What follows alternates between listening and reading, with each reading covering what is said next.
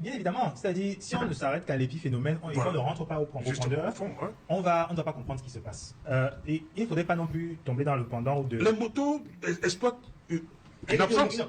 La nature a horreur du vide. La nature a horreur du vide. Je l'ai dit, les motos sont arrivées dans les années 90, ou ont grandi à partir des années 90, parce qu'un vide s'est créé, y compris dans le secteur du transport. Et c'est ça que je voulais pointer, que le travail sur la lutte contre le chômage est censé aller en s'améliorant. Mais dans notre cas, au Cameroun, ce n'est pas le cas. Je pense que beaucoup de jeunes là qui sortent des villages, ils aimeraient peut-être travailler au village, mais les opportunités qu'on a au village ne sont peut-être pas suffisantes. De un, le salaire qu'on va vous payer comme manœuvre dans un champ n'est peut-être pas suffisant pour vivre là-bas.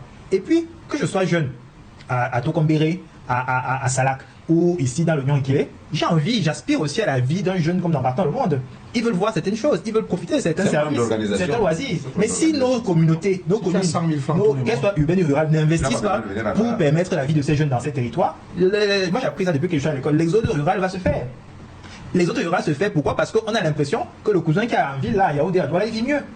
Avant d'arriver et trouver une situation qui devient du temporairement permanent. Peut-être qu'il commençait la moto en se disant, je fais ça en attendant. Et comme il ne trouve pas finalement le vrai travail, il va faire ça une bonne partie de sa vie. Et donc, revenons aux fondamentaux, aux problèmes à la racine. On a une population qui est jeune. Est-ce que notre gouvernement s'est penché sur, et une fois de plus, a projeté, a fait un plan? Gouverner, c'est gérer. Tout le monde le dit depuis des siècles. Qu'est-ce que nous avons fait pour gouverner notre pays? Pour que ces jeunes-là, dans 30 ans, ne soient plus en train de faire de la moto. J'ai une question pour mes collègues motomanes. Pensez-vous vraiment que ceux-là qui n'ont pas fait peuvent se battre pour votre cause pendant que vous restez là croiser les mains? Pensez-vous vraiment que tous ces invités-là qu'on les invite depuis Yabaya sur les plateaux télé et qui viennent porter vos causes sur les plateaux télé, pensez-vous vraiment qu'ils peuvent donner de leur vie, accepter prendre les niams là, prendre les coups durs, les coups en bas de ceinture pour vous, pendant que vous êtes là? Tous les jours, vous pleurnichez et vous-même, vous ne vous battez pas pour votre propre cause. Pendant que vous-même, derrière l'heure de vous partez prendre les 1, 2, 3, 4 litres de carburant. Et entre-temps, avec ces mêmes carburants, les niais vous raquettent encore, ils vous killament encore, eux, ils vous font du sale.